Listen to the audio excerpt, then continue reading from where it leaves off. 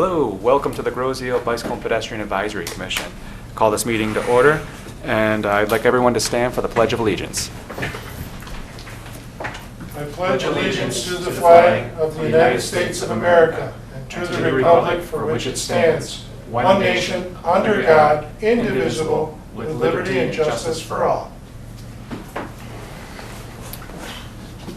First, I ask if anyone has any additions or deletions to the agenda as presented. Right. Any? Change the Tuesday, May 17th to whatever today's date is, Tuesday, June 17th. Will do. Thank you. And the meeting minutes to approve, I believe, are the May meeting minutes, not March. Sorry about that, folks. That's what I get for trying to get it done on my lunch hour. Okay, any other additions or deletions? Can I get a motion to accept the agenda? So moved.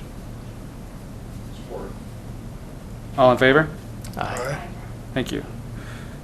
Approval of the May meeting minutes. Does anyone have any questions on Aaron's job over here besides my comment of great job once again? Okay, with that, can I get a motion to approve the meeting minutes? So moved. Support. All in favor? Aye. Motion passes. Thank you. Now it's time to open it up for public comment. We do have one representative here today. Is there anyone interested in doing a public comment?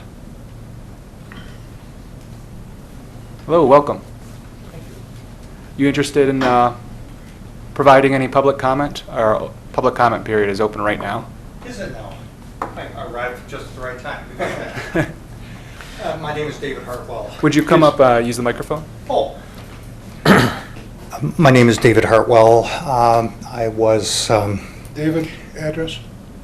I live in Allen Park. Oh, you're not But Highland. I'm a member of St. James Episcopal Church. I assume this is the august group that I came to see, I believe, interested in cycling.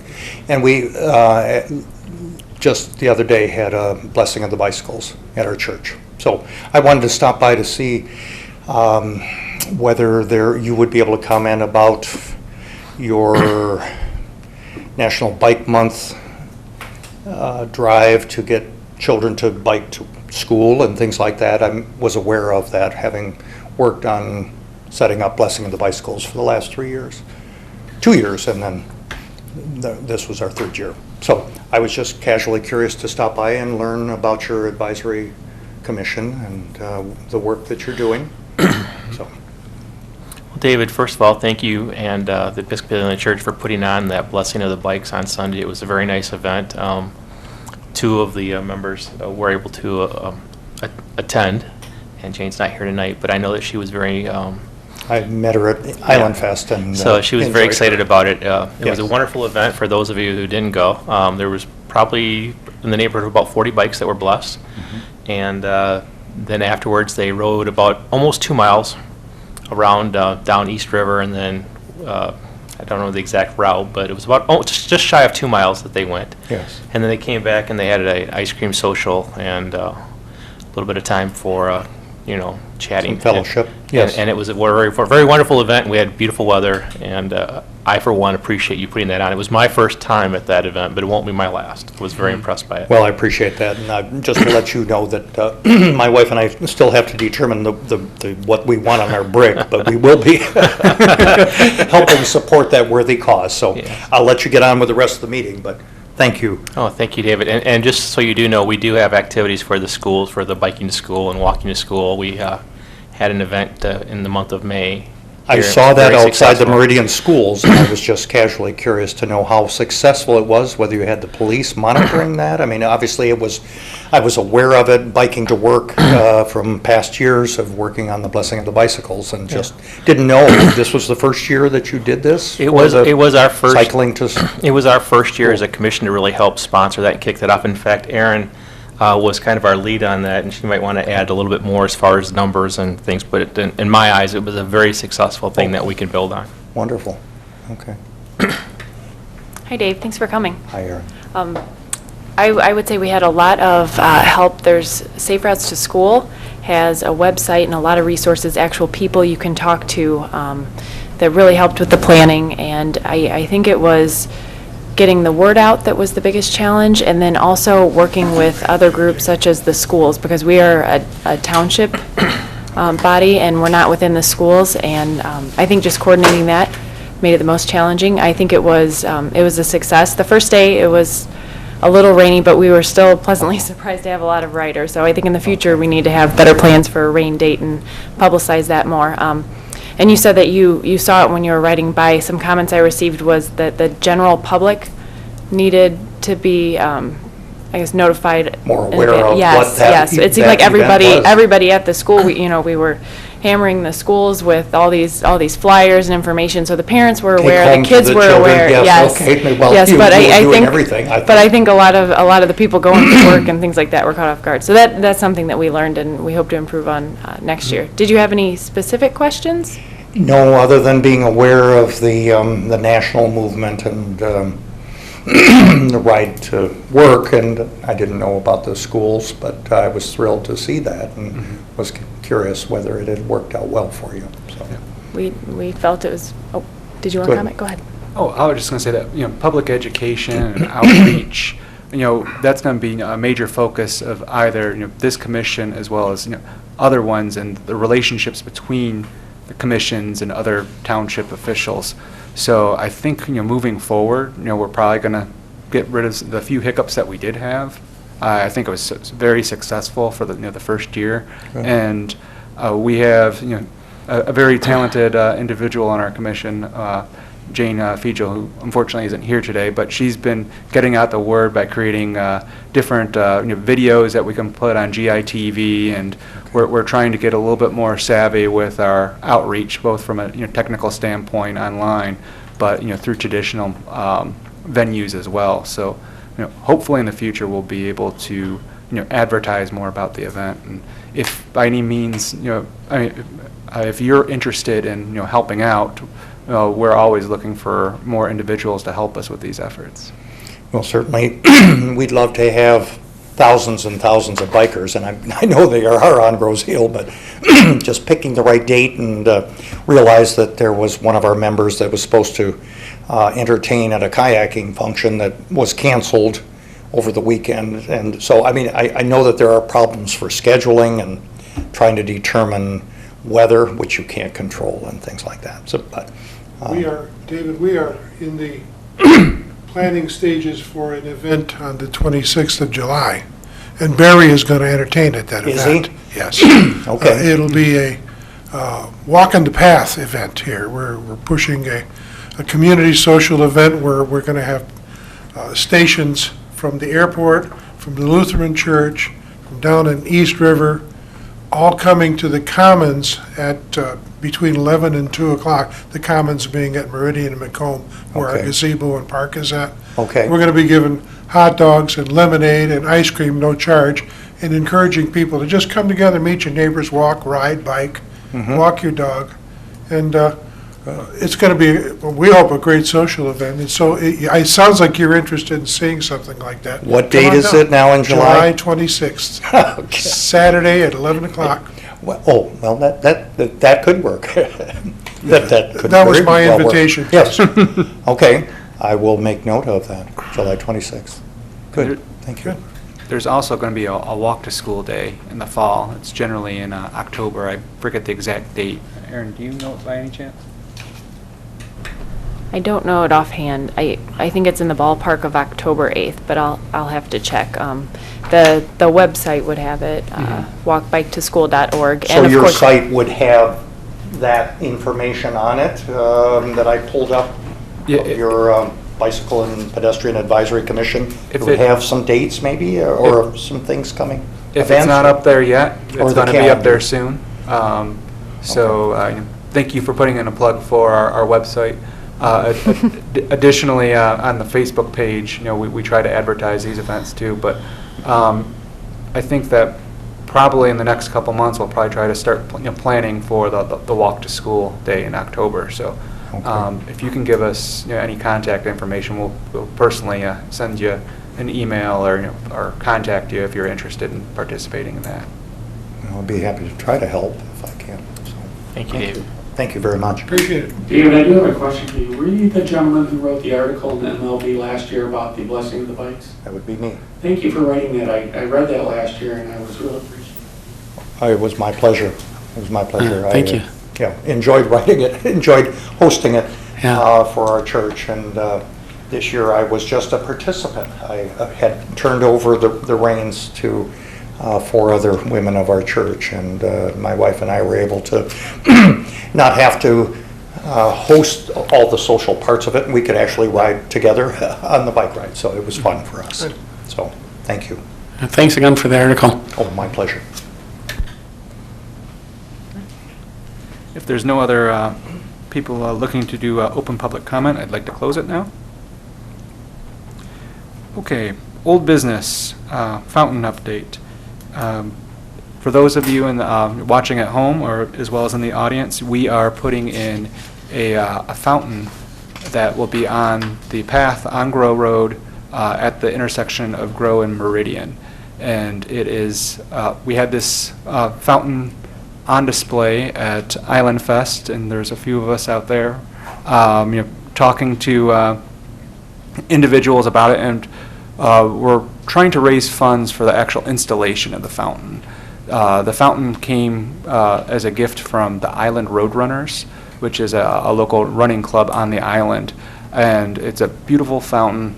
It's not only has a traditional fountain spigot and is wheelchair friendly, but it also has a bottle filling station on it and a fountain specifically for your pet if you're walking them. So the cost for that was right around $4,000, and it's about additional $4,000 in order to install the fountain.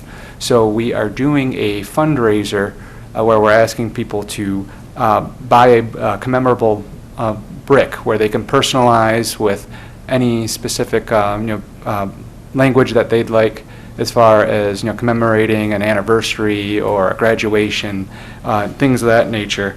And we have a website dedicated for that, as well as we might have a update on brick sales. Does anyone know our final count as of Island Fest? 18. And I believe with our with Jane's involvement at the blessing of the bikes, we set up a booth there, and we talked to all the participants. And I know the Episcopal Church was actually going to buy a brick. I don't know which size. I think probably the larger one.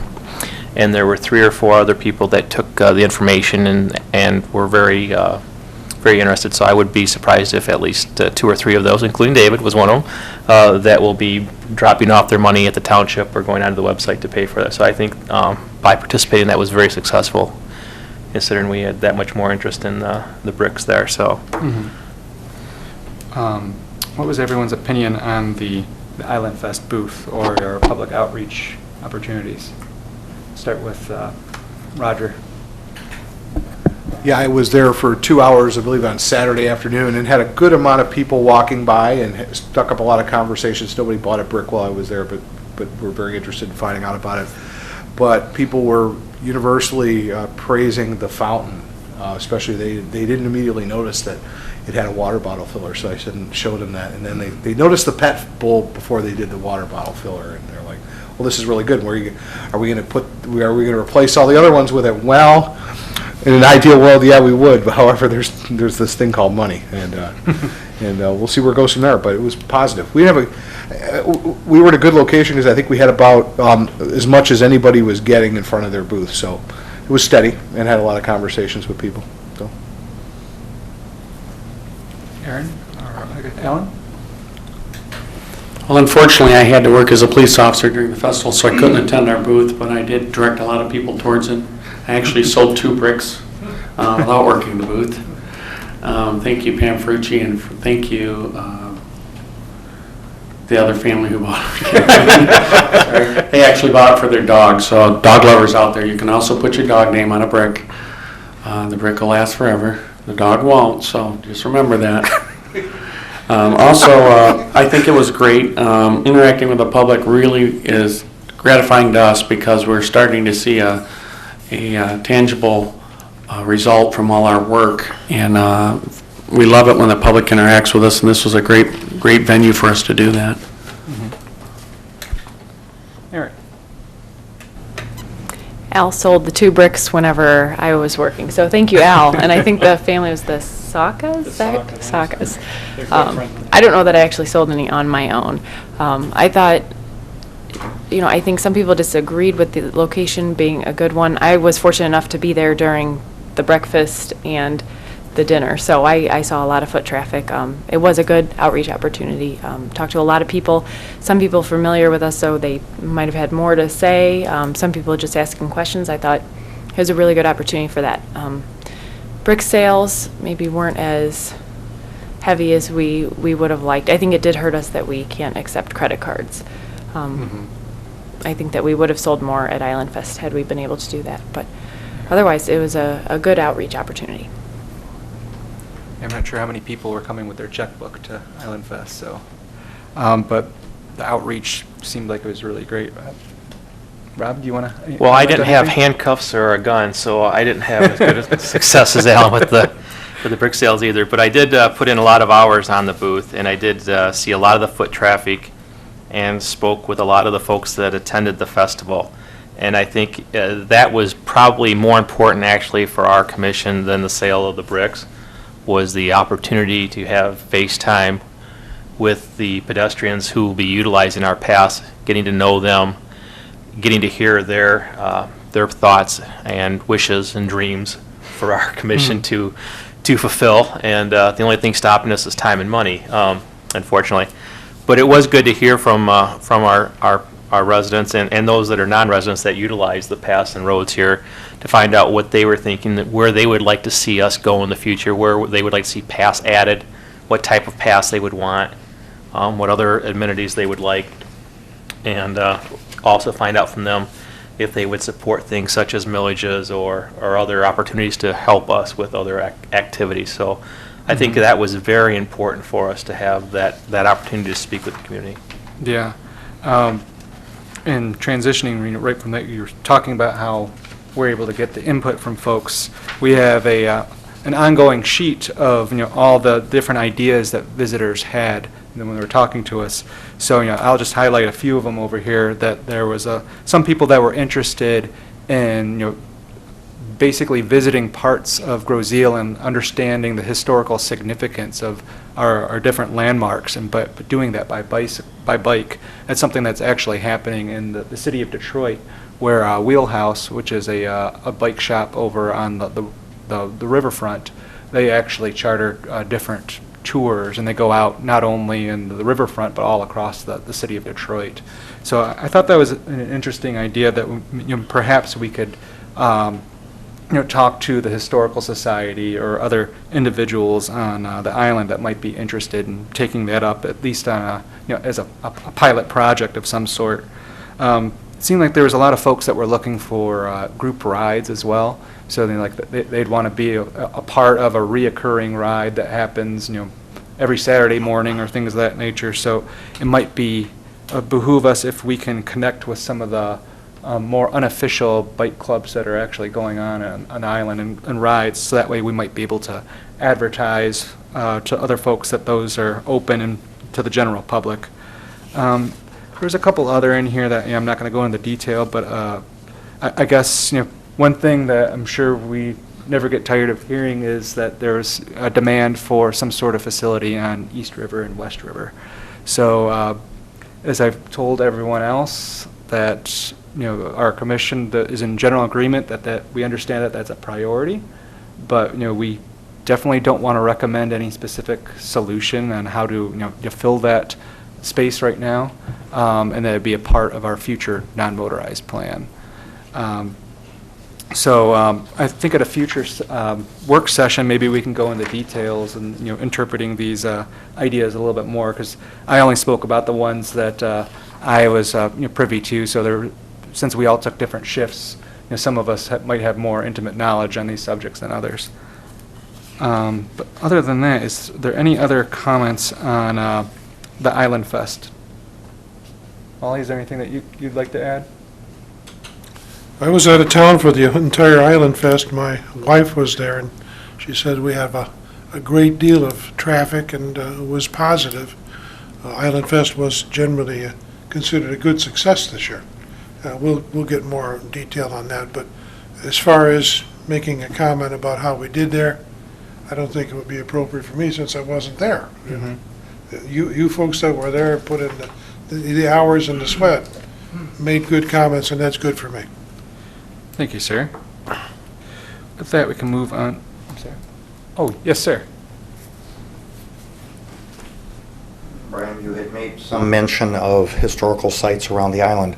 I know the Historical Society has begun with the auspices, I believe, of a Boy Scout to attach QR codes to various things, and our historical site sign, Michigan Historical Site Sign, has a QR code on it. So for those that have smartphones and with the QR code app, they could download many things. So if you were contacting the Grosse Ile Historical Society, they'd be able to tell you all the other sites around. Whether they're all along the bike path or not, I can't obviously tell you because St. James is on East River Road. Thank you. Appreciate that information. Okay, moving on to the Horse Mill Path and maintenance project updates. Wally, is there anything that you'd like to share with us on any progress? Well, everybody's been anxious about getting the horse mill deficiencies repaired, and no one more than I am. But we finally did get a meeting with the Campo folks last week, Tuesday. Met and we walked the path prior to that. Dale Riem, and myself and Bill Bittendorf from the Rains Company walked and then built the punch list and informed the Campo folks what they need to do. And my understanding of that meeting, which I wasn't there, said that they do intend to fix as soon as possible.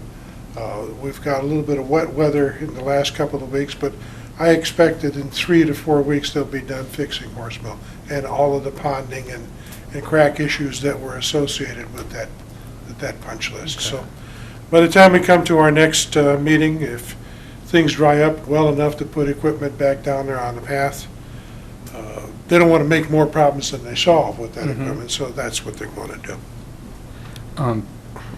There's been, some people asking about the path extending to Park Lane. We were talking a little bit about this before the meeting began. Is it possible that we could add on to any improvements to facilitate a better path ending at the intersection of Park and Horse Mill Road as part of this punch list? Someone made the suggestion that even wood chips would be better than what's there right now, and I agree with that. I'll see what I can do to get wood chips put down. The problem with transitioning across the street to the church area is that if you look at that intersection, that would be the southwest corner. There's a utility pole and guy wires that are associated with that pole. And you can't put a landing according to the county standard. A landing being a place where you cross the road, you have to put a landing, you can't leave it blank, and you can't put a landing there. So we have a problem with that from a regulation standpoint. Short of moving the post, I don't know what else you could do, and I don't think we'll wind up doing that. Let's get some chips down there and see what we can do about perhaps massaging an extension east-west, something like that. Great. I'll do my part to get the chips down. Thanks. Is there any updates on the Meridian Path? I know that the gas station that was... Yes, as a matter of fact, that same meeting involved the discussion about the repairs to the path at that site, which we ran out of time last fall to fix it. The owner of the gas station at that time made a commitment to repair his approach to the site. Now, if you go there and look at that, you'll see that the approach, there's a section of paving between the main road and the bike path, and then the bike path, and then into the gas station lot. that's all shot. And he knows it. He verbally agreed to fix it last fall. We did get some estimates that were, let's just use the word scary, as far as fixing that with an asphalt repair. And this, I'm not going to pretend I understand all of the nuances here. But in order to fix that with asphalt, there's concrete under it. And the Okay. company can't work with that, the company that does the asphalt paving. We'd have to remove it all. Interestingly enough, concrete cost is $4,400. Asphalt cost to repair the same place is triple that. So it looks like, they tried to see Dave Hill today.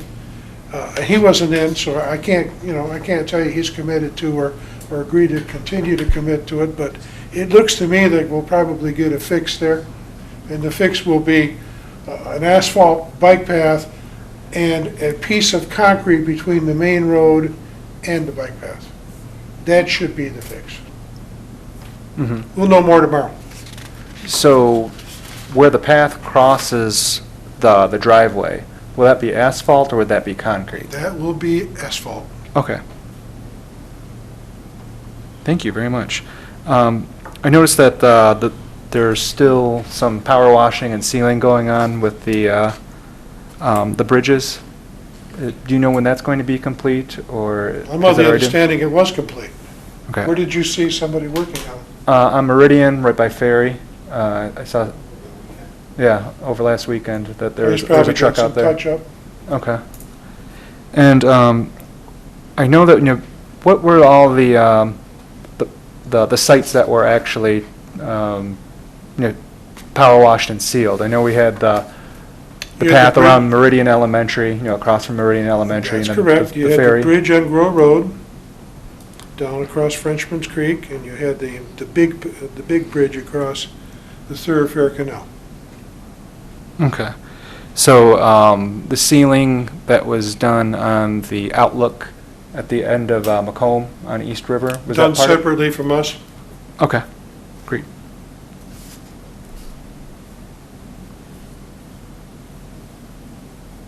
Believe it or not, we had enough material left from the last time it was sealed to do it all over again.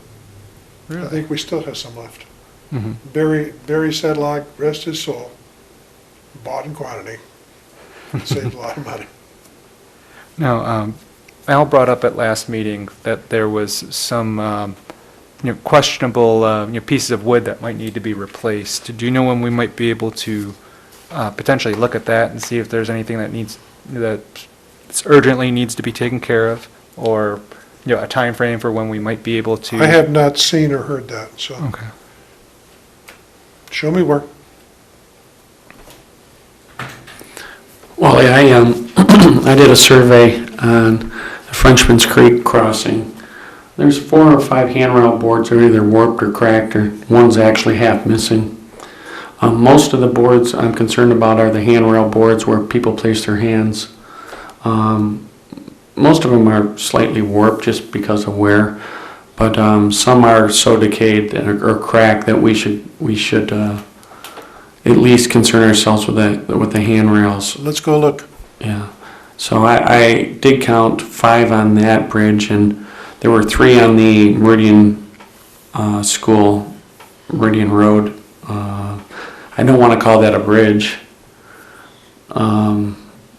Boardwalk? maybe? Boardwalk, yes, that's the word I was looking for. Well, it's a, So you know, I'll it's a- photograph and forward them to you, Wally. no, you don't have to photograph them. We'll go down and look together. We have legitimate use of maintenance monies to fix those, so. Thank you, Wally.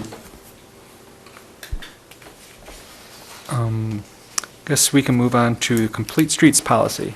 Al, you've got the floor. As we've spoken in the past about the PAC program, Complete Streets is going to be a subcategory of my PAC program.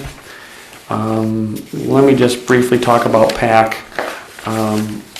Promoting active communities is really what it's about. We self-assess the community, and we're graded on that assessment and given a level of achievement. Last year, our level of achievement was the bronze level, it was actually very high level in the state.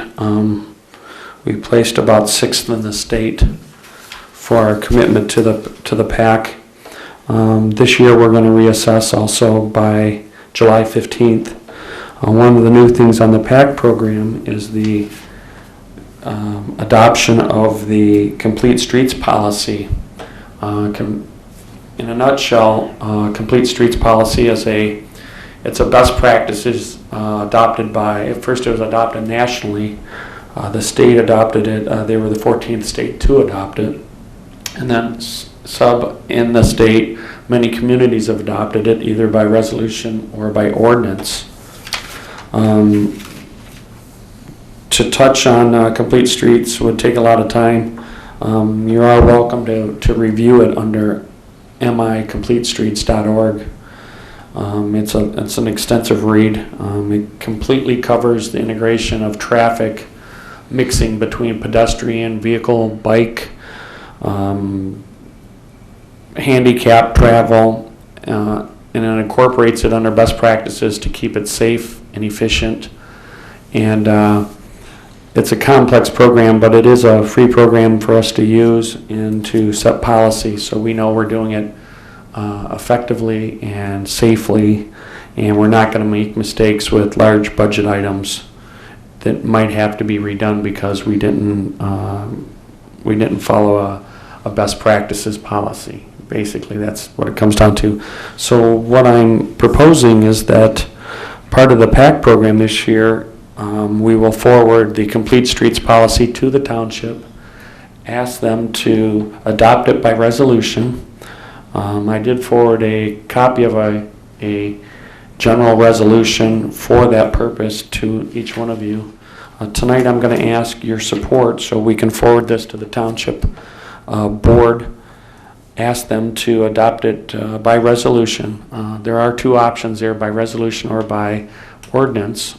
We're asking adoption by resolution. So with your approval, I will forward this to Wally and ask him to put it on the agenda for the township to adopt.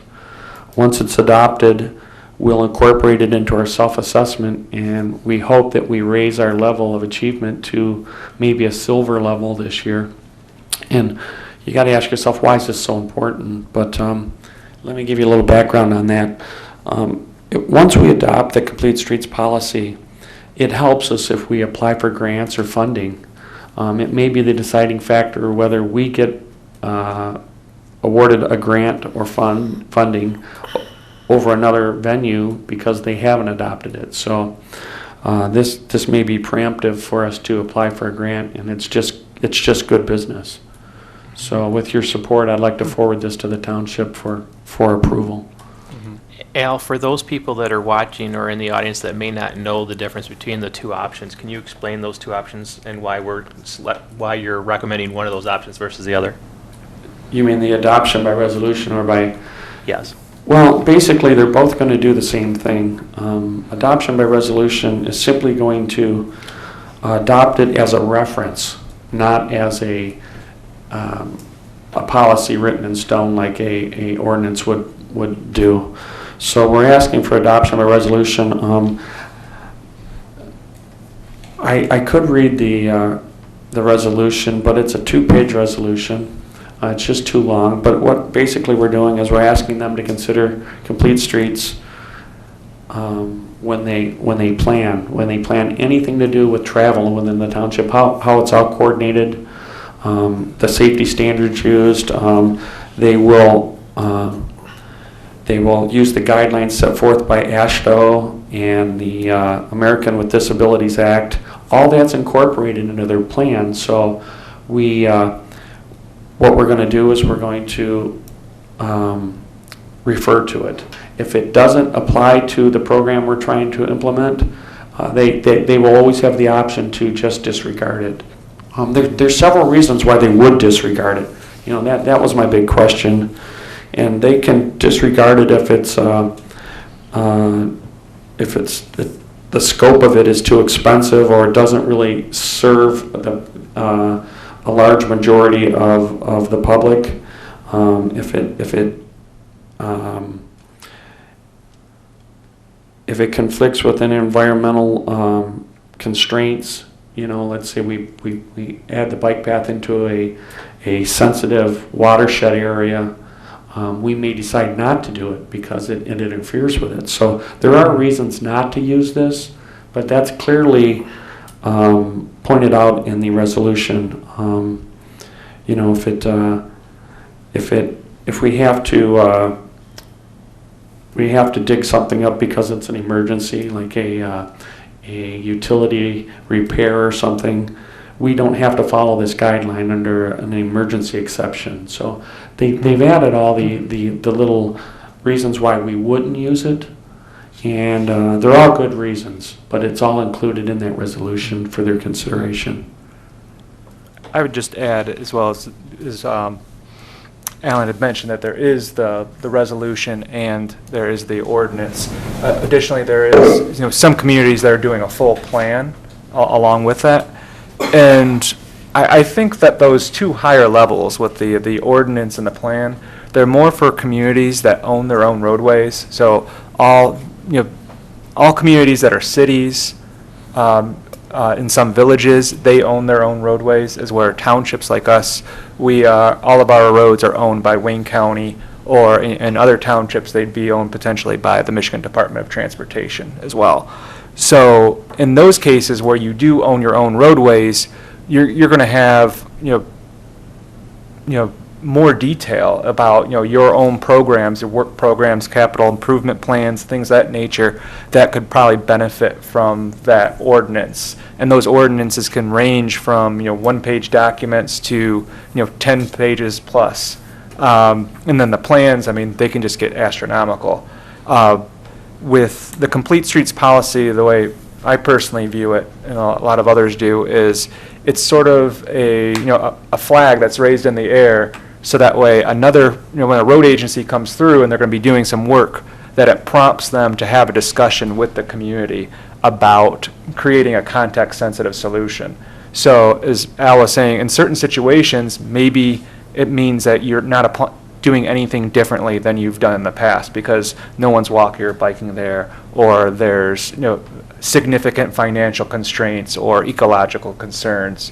But in other cases, if the context makes sense, that's when you can talk about, well, there's a need for a pedestrian crossing at this location. So then you can have that that back and forth about what's the best solution that meets those needs. And in this place, again, since we're a township, it's more of just that flag, and it's part. We want to get it done quickly for the BPAC assessment. That the resolution fit the bill. Am I correct in that? It did. It's a lot of it has to do with transportation funding too. We used an old act. It's called Act 51 from 1951. The funding went to the county. The county then would take those funds and improve our roads, but they're not doing that now. They don't have the money.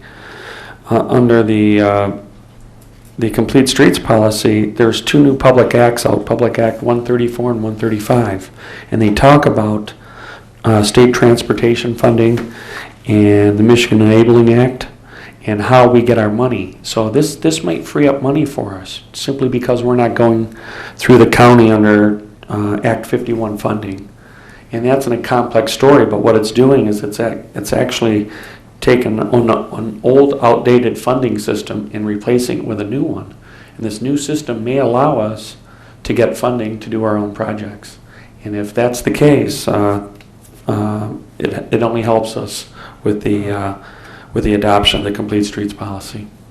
I'm sorry, Al, you're saying that Public Act 134 and 135 allowed for new funding? What they're doing is they've worded how the funding will be given out a little bit differently. It changes it amends Public Act 51 from 1951.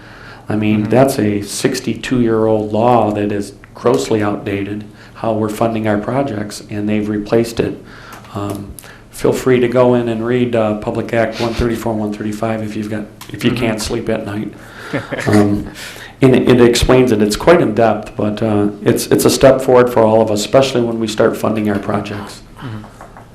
Roger, it seems like you Yeah. wanted to chime in. Well, historically, these resolutions are adopted by the board to show support for a specific type of project, that there's political consensus for things for non-motorized usage and complete uses of these type of things. So when the board adopts something like this, it's like non-binding, like he had said, but it's a check mark item. Then when grant funders are going through grant applications, they're going to be probably asking themselves, well, has Groseal considered a complete streets policy? Do they have a plan? Well, maybe they don't have a plan, but they're a small community, but they have done this, and they've got board consensus for this. And it's sort of one of those things that will go on it's a low-effort thing that the township can do to increase our ability to be awarded grants for things like this. And they've historically done this for years for various subjects, so I don't see this as being any kind of an encumbering issue for them. Wally, am I speaking correctly still? You're hitting it right, and you're going to also be surprised to hear something that I just realized today, or heard today. Public Act 51 requires that 51% of all funding be spent on primary roads. How many primary roads do we have? And when you realize that the state, the counties in the state are all getting less money than they ever did before, and they're taking that 51% of a smaller pie. Yeah. So they're spending their money on maintenance and not reconstruction. They're burning through their 51% or more, and it's leaving less for us. So the idea that's really behind Complete Streets is another avenue of potential funding, where right now we don't have any other avenue. This is a good route to go. One additional note on this also, one of our responsibilities in the future is going to be to develop a non-motorized plan for the township as an advisory commission. Complete Streets is generally included in that plan, so it helps us to develop the non-motorized plan. So we're also looking forward to other responsibilities we're going to have in the future, and Complete Streets is going to be part of that. So we need to consider it for that reason also. If I remember correctly, and before we've had the financial calamity, there used to be grant money for things like developing plans like that out there. If I'm not mistaken, I think we even, our master plan, took in some money from somewhere, grant money to help develop it. And not sure that that's around now, but in the future, who's to say that us having a better set of adopted policies and resolutions isn't going to put us a little bit ahead of another community competing for the same money, so. Great. So, a summary is that, there's nearly, the legislation as, the ordinance as, the resolution as presented is, benign in negative effects, but, could potentially help us out moving forward with individual projects or potential funding sources. The thing most people worry about is does this encumber us in some way in the future and restrict us? And it doesn't. And reading it doesn't look like one of those fairly innocuous documents that of resolution of support that they frequently pass across the board's table. So, So with that being said, is there any comments directly on the resolution as written over here? I know there's a lot of whereases that we don't. They're pretty much run of the mill, but on the second page where it begins, it is also resolved. Did anyone have any comments on either that paragraph or the bullets below it? One thing that I did have a question about was that the way it was written was that until we have our non-motorized transportation plan adopted or created, that the Groseal Planning Commission will be in charge of basically being a liaison to the county and looking at any road improvements.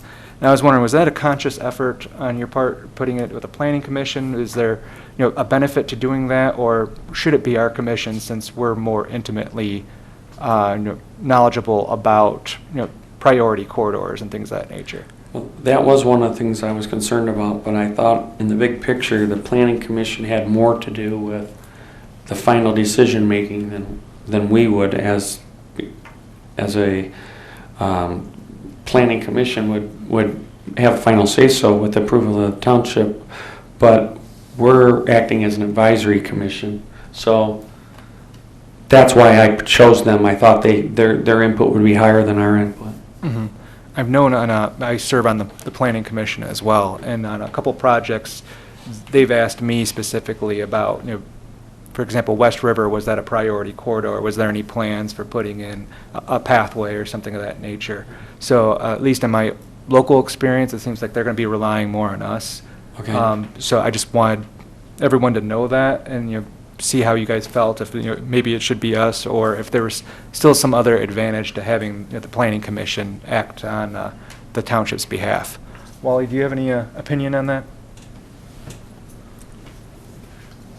I guess I'm kind of neutral to it. I think that our planning commission happens to be a pretty good one, and we work in concert with them, and as we just said a minute ago, we're going to be an advisory to them, and the planning commission has always, like every other commission, they'll go to the expertise in that area and ask ahead of time. We go to other committees and commissions and departments when we have need for their expertise. I mean, how do we put in a fountain? We're going to go and ask the people in the DPS. We're going to talk to the people where it's going to be set. I'm not worried about that. I think it's a non-issue. I think our township policies here and our groups are very congruent, and they rely on each other. So let it run as it stands. By charter, I think the planning commission owns the master plan, right? And as a result, and I remember when we did when the recreation master plan was created, that was done by the recreation commission, but rolled up into the planning commission's master planning process. So I think this is just in harmony with what we're doing with Same other way. plans. It makes sense, and that'd be what they would expect to see, I think, because that's the chartered role in a township of a planning commission, I believe. Rob, do you have any opinions? I agree with Mr. Will. Aaron? Great. One other comment I had was the second to last bullet is talking about, that they wouldn't be doing complete streets where non-motorized network improvements are contrary to the community's intent to preserve areas having perceived as low-density pattern of development. And it goes on and kind of describes it in a little bit more detail. But I was worried that that might be too vague of a term, since most of our island is low-density development to begin with, that it could, that bullet right there could be used by some folks that, a select few that might be upset with a project and trying to kill it specifically based on that bullet in our resolution. Any comments on that? Start with Roger. I think that's a good point, actually, because, yeah, by definition, everything here would be low density, but then that doesn't mean you're not going to have a debate from people that might want to oppose a project for various reasons. So, given that this is a framework we can adopt and make modification to, I would probably say, and then the board's free to do that as well. When the board sees this, they could well have tweaks that they want to do on their own to it. So, I would be in support of striking that bullet from here, or clarifying it, because I understand what they're trying to say is that when there's something really low density, I mean, what they're probably talking about is farmland almost, or something like borderline areas that are unpaved, that they may, and then it's they may choose or may not choose, so it's sort of. Yeah, I know we've been talking about, synergies with the open space committee and about, trails, would, that preclude trails because. Could someone make that argument that, oh, your ordinance, your resolution says this? Yeah, I think the least prescriptive it can be is the better, because it gives us the most freedom. But I think clarifying bullets, though, saying we're going to use this sensibly, that if it doesn't make sense for a variety of reasons, we're not going to be bound by it, right? Mm-hmm. So that one, I think that's good feedback, Brian. Thank you. Alan? I agree. As I look at that, it does open a broad spectrum of argument there. Potential for argument. Low density pattern of development, it says.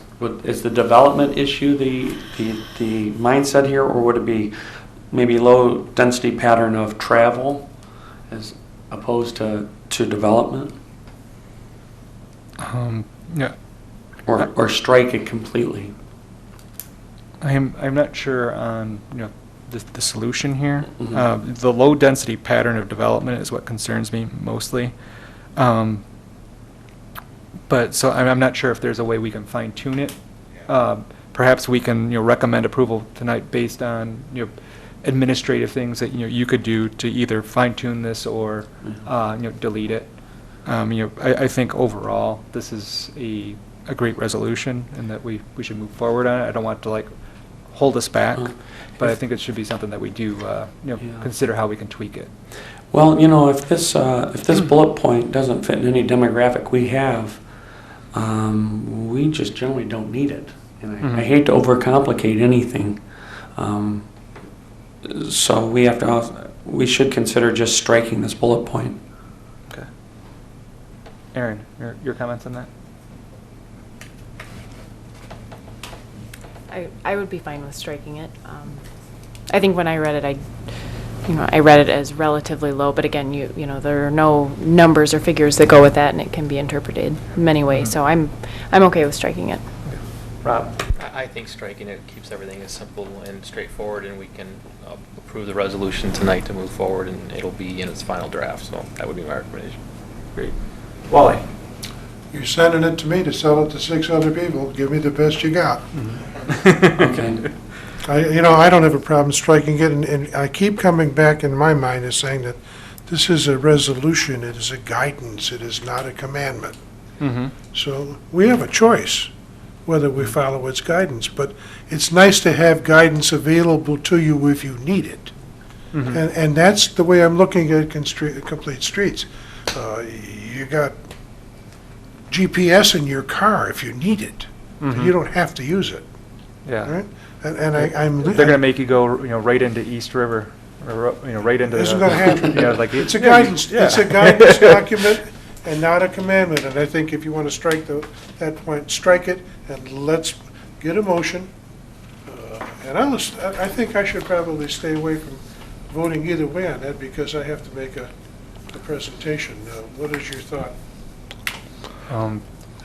I just know my experience from other commissions. I haven't seen the township liaison, withhold a vote on that because of that. I don't think that's a conflict Your of interest. prerogative. I'm giving you that prerogative. I have no problems with that. Does anyone else? I mean, if it goes 7-0 or 6-0, it's still nothing. Yeah. Let's get it out. Mr. Chair, I'd like to move to approve the document as amended and submit it to the Township Board. Do we have support? I support. All in favor? Aye. Those opposed? Motion passes. Great work, Alan. Thank you for your support. Last item under old business is just the non-motorized plan map. I'm not going to talk about this in any detail, but I did give a presentation on it at our last meeting. And, sorry. That's me. I'm on call. Oh, sorry about that. But what I am doing is, asking if there could be a few individuals that would like to assist me in creating, the draft map.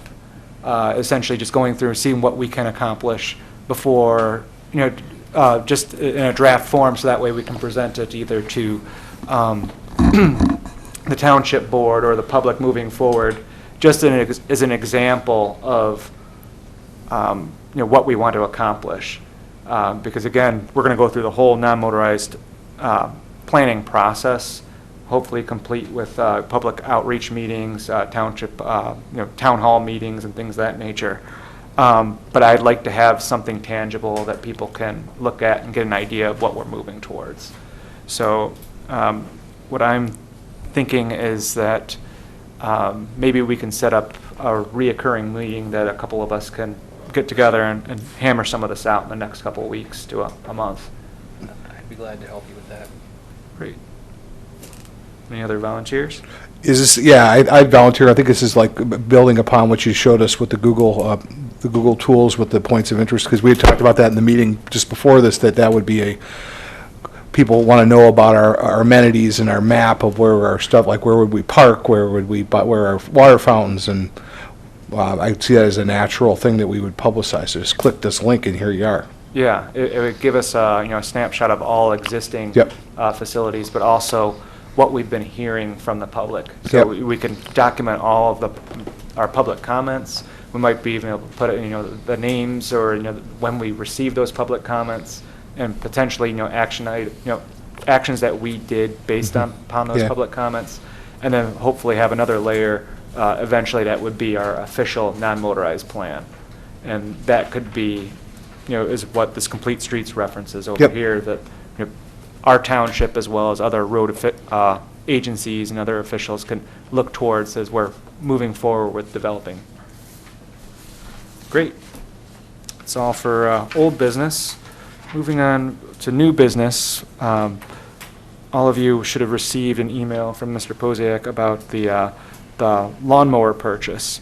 Essentially, the Department of Public Services would like to purchase a new lawnmower because the one that they have is failing. They've been repairing it over the last couple of years, but the costs of the repairs are starting to exceed the value, associated with those repairs. So they are hoping to, purchase a new lawnmower and would like to use some of our bike path maintenance funds to accomplish that. With that, I will turn the floor over to Wally to talk about it in a little bit more detail. The mower that we've got is an old New Holland. It was purchased in 2004. Its work has evolved over the years. If those of you who are around like Roger and I remember when the Wayne County people did a lot of mowing and we didn't have to do a lot along our roadsides.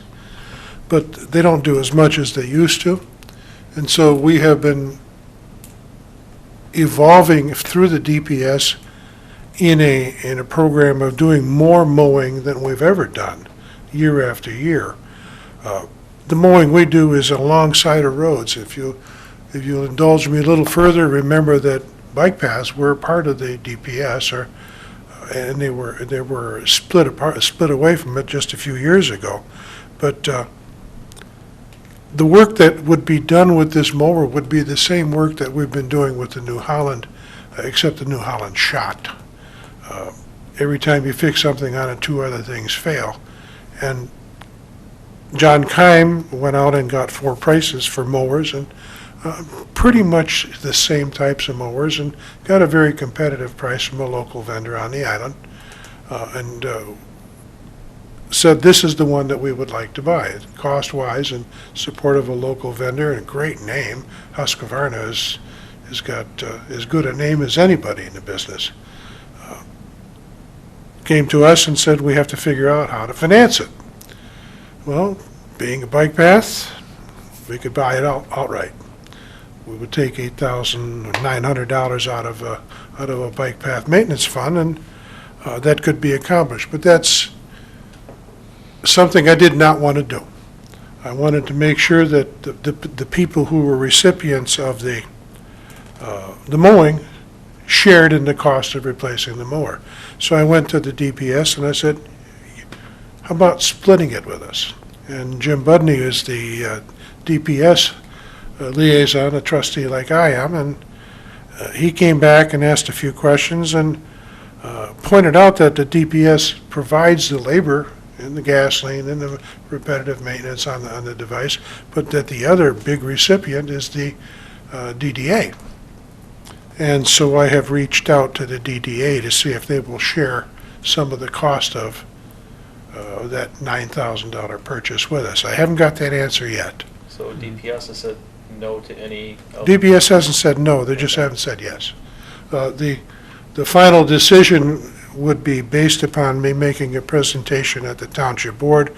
Once I found out who are the willing participants in the cost sharing of the purchase, it may be a 3-way split, it might be 2-way split, it might be us alone.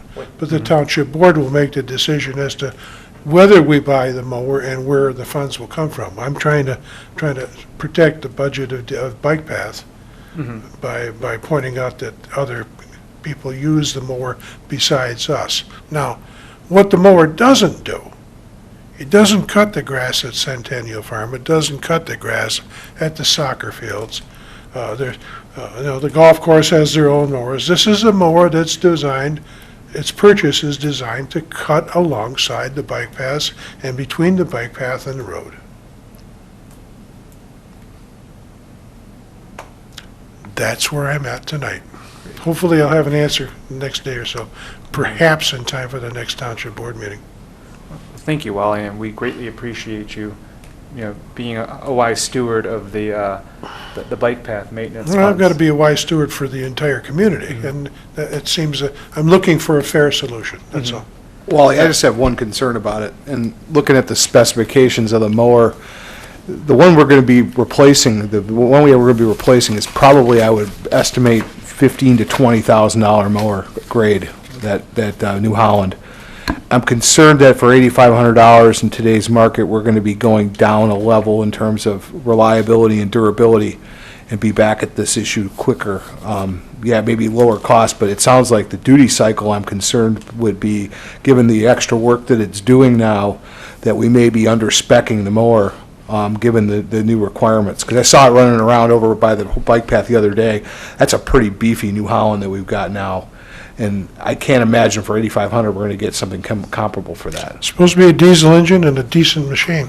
I'll have to look closely at, because I just know how that stuff has gone up in price a lot. I bought a mower myself in '05 for my yard. I have over an acre of grass, and it was pretty pricey. And I told my friend how much I paid for it, and he's like, double that now. That's what they're going for. And so, if Ralph and his company is in the specs are like up there with what that New Holland is, I wouldn't want to see it, because it sounds like we've got a demand issue with the mower because it's being used so much.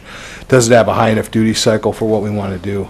Is my only concern. That's, the opinion of John doesn't agree with that. Okay. You know, it's, Then we might be getting a real good deal. I just want to make sure we're buying because I know it's some pretty rugged terrain. Some of that cutting is on. So well, these machines are a lot different in engineering design than the New Holland is too. They're a little bit more flexible, a little bit easier to run, and more like a skid steer. okay. So So it's a again, traditional I'll hang my hat on zero-turn. a Husqvarna any day. It's a traditional zero-turn diesel now? Okay. I just feel like the ones that you see, the commercial guys. Did you get a picture of it? I had it on my phone. I wasn't able to look at it too closely. I'll look at it after the meeting. But in principle, I'm in alignment. I just want to make sure we've taken into account the duty cycles of that stuff. I'm cool with it otherwise. The New Holland, is that going to be salvage, or are they going to? It'll still be kept as a mower, but it'll be kept to, two mowers instead of one, and it'll take some of the load off the new one, obviously, until we wear it out completely. But you have to have two people to run it too, so we have an issue there. So the costs of, supplying labor, for somebody to actually operate the machine and the gas, does that come out of the bike path fund, or is that DPS? Comes out of DPS. Okay. And nobody wants to nickel dime this stuff, and the township's really good about that. We can sit down and say, well, it costs 13 cents a minute to run it, and, that's not the point. We want to be fair. DPS does it, they provide the labor, but it's fair for them to ask for us to help. Yeah. Thank you for clarifying that. And I just like to bring it up so that way we show it's like, our commissions work together, and, sometimes one commission will step up and you'll be doing the work, that might, benefit another commission, and it's just, quid pro on that. Let's get through the finances of it. I have to trust in the DPS's judgment, and I trust that all commissions that are involved with this will be fair with this at the end. One other thing I'd just like to bring up as a potential for moving forward is we talk about our maintenance fund in general. So everyone knows, we have a bike path maintenance fund that was, a result of a millage that has ceased to, we've ceased collecting on that. But we do have, approximately $250,000 left in that account, to accommodate all of our maintenance for the foreseeable future. And, one thing I think that, we should anticipate is, what are our maintenance costs going forward? if we're going to be doing seal coats on the paths, if we're going to be, replacing, parts of the boardwalks and things of that nature, if we're going to have to, replace mowers every so many years, it'd be nice to kind of, project that out into the future, see what our needs are, so that way we can see how long is this maintenance fund going to last us. And that being said, there is a potential in certain areas, if feasible, I'm not saying that it is, but there is a movement within Wayne County roads, actually, that they're doing grow zones in certain areas. So for those of you familiar with the Alliance of Downriver Watersheds, they put out a report of grow zones along some of Wayne County roads. Wayne County and the Hines Drive, I believe, Outer Drive, and some other areas, they've basically replaced the actual turf with vegetation that is more native. It has the benefit of reducing stormwater runoff, so you have less water on your roads, less water in your sewer systems, and so there's less cost for treating that water before it gets back out to the Detroit River or other watersheds. So it increases the water quality of a community. Plus, it has the added benefit of decreasing the maintenance cost because you're mowing less frequently. Again, I don't know if it makes sense in our community or in specific corridors, but I'd like us to potentially consider that and see if it's something that would be feasible moving forward, because it could be a win-win-win as far as decreasing our costs, increasing the environmental benefit, as well as if you pick the right plants, it's going to look really beautiful and create more of that rural atmosphere that we're going for within the community. So I have a copy of the report that I can share with you guys. I also have a link, and I might be able to get some more information on the cost per acre for Wayne County roads in general. So if we want to consider that as we're working with our non-motorized plan. Brian, I just have a question for you. Just to push information into the public's venue, could we add that link to our website and also the MI Complete Street? Yeah, I think that's a great, and put that on there. Thank you so much. great idea. Thank you, sir. With that, is everyone comfortable with moving forward with potentially providing support towards this lawnmower? Should we be providing a recommendation tonight? I would like to hold off on a recommendation until we get an agreement on if some of these other groups will, step up to the plate and contribute. And also, I'd like to review where the mowing's being done. So this is all kind of new business. I'd like to table it till next month to review both of those things and have an answer coming back saying that yes, DPS will share some of the costs and some of the other commissions will or won't. Mm-hmm. So that we're not saying we'll write a check and then if nobody else steps up, we're going to write the entire check. I think we need to consider that. Mm-hmm. Others, opinions? Al, how do you feel about it? I would just like to counter that comment. You may make a recommendation as to whether or not we purchase a mower, but as to how it's paid for, it's not at this level. It is at the level of the township board, and they will decide who and where it will be paid for. My point is that we need a mower now. We can't wait 2 months. Again, I would like to take time to study where we are utilizing that mower to see, if, in my opinion, whether it would be something that we should recommend or not. Call a vote. I'd like to see if there's anybody else that has any opinions on this before we call to a vote. My opinion simply is that, when we consider what the bike path is, we have to consider that directly next to it is a concern of ours. We have to keep the foliage down, we have to keep the grass down for multiple reasons. But when you really look at, we have between 7.8 and 8 miles of bike path, depending on how we look at what is our bike path. We have to maintain that, and I would consider that our obligation, even though it's not technically the bike path, it's next to it. It's something that we have to be concerned with. It would change the whole dynamic of the bike path if we didn't do that. I think we'd take huge steps backwards if we didn't do that. I think it's imperative that we do it, and I think that that equipment is necessary. It's a necessary component of what we do, and we should be considering this an immediate need. And my opinion is, if we need the lawnmower, we should get it. Now, how it's funded and who's going to fund it, maybe that's above our pay grade. We don't need to concern ourselves, but it's my opinion that this is a piece of equipment that is important. We need it now, and I support that we get it now. If how we pay for it is out of our control, then so be it. But I do support the fact that we need the lawnmower right now. Mm-hmm. Roger, any additional comments?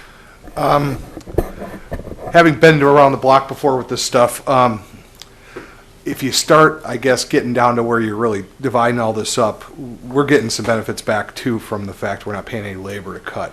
And if there have been models proposed that the DPS would then charge back to departments all the labor back that their people do. And once that got raised, start doing a little accounting on that. If we start doing the nickel and dime back with the labor costs, I think we're probably ahead of the game a lot by the fact that they're plowing and they're cutting and we're not paying any labor. So I'm trusting to let Wally make sure he gets us the best deal we can get out of it. And if we need the mower, we need the mower. But I wouldn't want them to pull that card out and say, well, you're going to have to start paying us labor for cutting it. Yeah. And then the worms start leaving the can. So it's not a lot of money, I think, in the scheme of things. As long as it's the right mower, I'm Yeah. all right.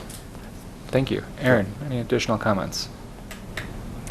I agree with Roger, and I think ideally the other parties who are, receiving the benefit, I would like to see them pitch in if possible, but if they don't, in the end, I don't think it's worth letting the mower go and just not purchasing it. I don't know that there's a better option, so I'm supportive. Great. Thank you. And I want to echo everyone's concerns here. I see everyone's point. First of all, while we do understand perfectly well that the township board is the one that makes the final decision on things and is the ones that actually pays for it, we are only a recommending body. At the same time, Rob, I do understand that as a recommending body, we're putting our names on things, and moving forward, we want to make sure we're being the most diligent as possible. But additionally, as Roger, you said, as well as others have, there is a dynamic relationship between these different commissions, and I don't want to, burn any bridges in any sort over such a small amount of money. Think about the horse mill path and how we didn't have enough money for that, and through creative teamwork, DPS helped us out with supplying drainage funds to make that a reality. Otherwise, we would not have a path at all at this time. Agreed. So, again, there's been benefits on both sides, and I feel that we should be contributing in some fashion. Again, it would be nice if it wasn't. So perhaps we can, make a recommendation that says that we are in general support of the purchase of a lawnmower, and would, highly recommend that the other benefactors that, other benefactors of the lawnmower also contribute to the lawnmower. Something of that effect. And I think we could satisfy everyone's need, and then moving forward, as I talked about, identify what areas are being mowed. What's the cost associated with those? And, again, we're not paying for those, as far as the time, but it all comes down to, the township's money, the taxpayers' money. That's exactly what it is. And if we can do some sort of analysis and bring it to DPS and let them, weigh in on it, we're just providing information. Maybe it's something that they'd be interested in. So I think there's, potential moving forward that we, continue to have, to work on this together.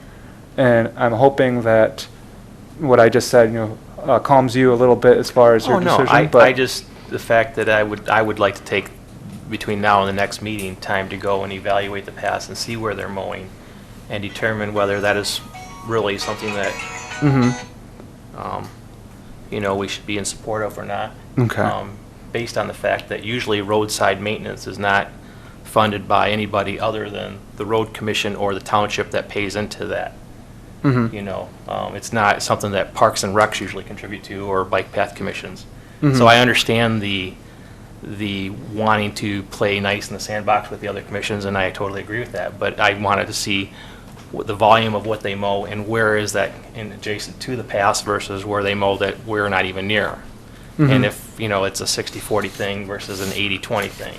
Yeah. And I have not paid any attention to that, so I don't feel comfortable making a recommendation without thinking it through. Completely So- understand. Does anyone feel comfortable with making a specific motion at this time? I guess I will make the motion in that sense that, is that in my, does everyone feel comfortable with that, with the chairperson making the motion? Absolutely. Okay. Make a motion that, this commission, BPAC, recommends the purchase of a lawnmower based on the evidence, provided by DPS as an immediate need, and that, bike path maintenance funds be used in conjunction with, other commissions that may benefit from said lawnmower. Is there any amendments to the? Maybe some language saying a proportional benefit, with a proportional benefit analysis to make sure everybody's paying the fair amount subject to the discussion, I think. Have that conversation and Yeah. have Wally and say, yeah, this is it. And then maybe not get down to doing the whole, accounting for every nickel of it, but I would say 20% of the time's been used for labor for bike path cutting, factor that into it. So, subject to an assessment of division of funds. And that includes labor as well implicitly in the discussion, I would Great. say. So that's too complicated, but. Do you have that, Aaron? Would you feel comfortable reading it back? Just so we all know what we're voting on? Want me to make a stab at it, seeing as I'm the one who threw the. Sure, threw yeah, Roger, junk into please do the that. river. We'd like to move to recommend purchase of a mower to support bike path maintenance in conjunction with other users of the equipment in a proportional basis for funding, something like that. I like it. I guess one other key point that Brian had added was based on the evidence provided by DPS. Yeah, based on, add that into, yep, That's, there you go. that's in there. Yep. Okay, great. Any other conversations or potential amendments to the motion? Great. Like to call a vote? Oh, actually, I guess I need support. I'll Or- support. Great. All in favor, say aye. Aye. Aye. Those opposed? Great, motion passes. Thank you, everyone. Appreciate it. We coming to consensus on this. So our last two items we've talked about briefly already, the walk and the dog event, which I believe is renamed now. Wally, I think you're spearheading that from this commission. Would you like to talk about that in any more detail? Sure. I'm going to be working on this with Tom Malvesto, my fellow trustee. It will occur on the 26th of June from 11 a.m. to 2 p.m., and it is a free social event. Everyone is welcome, on island or off, to come and spend some time on Groseal on its paths.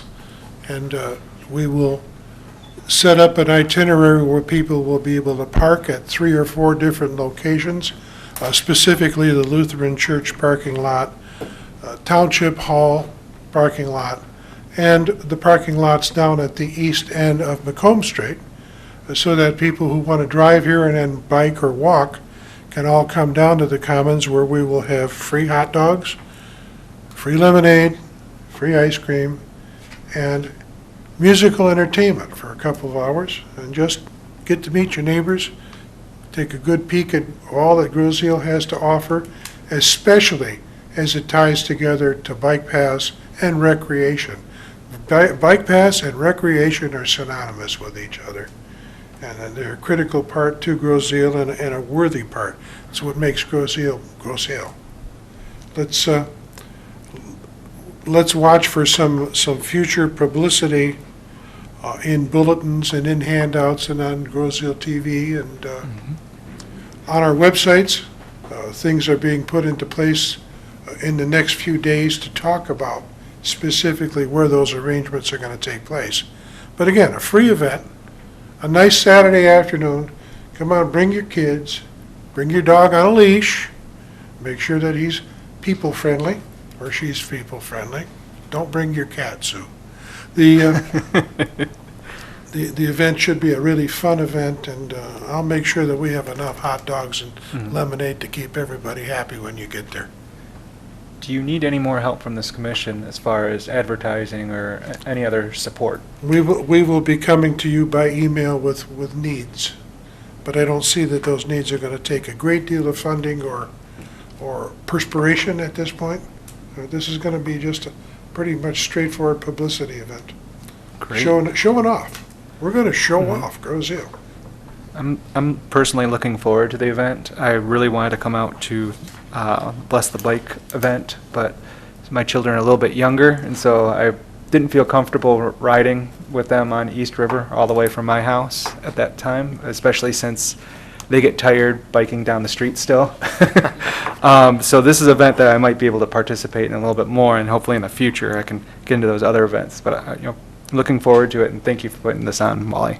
Well, it's not me, it's all of us that are putting it on. We're all bragging about Groseal, and if my wife can find training wheels for that Schwinn 10-speed in the garage, I might even ride it down myself. That'll scare Alan. Roger, can we build a trike for Wally? I got something to write. Pull me in a wagon.